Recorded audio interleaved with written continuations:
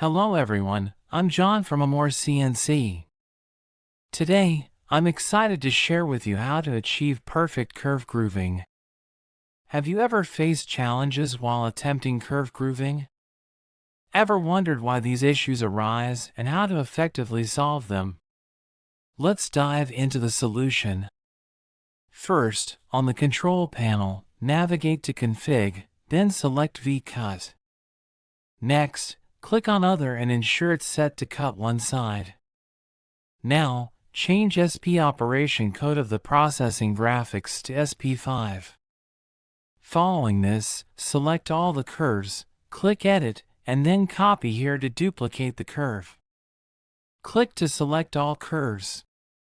Click Reverse to change its machining direction. This gives us two curves with opposite processing directions. Finally, click Send to Machine to transfer the graphics to the machine. Start working. At this point, you'll notice the machine performs the curve grooving flawlessly.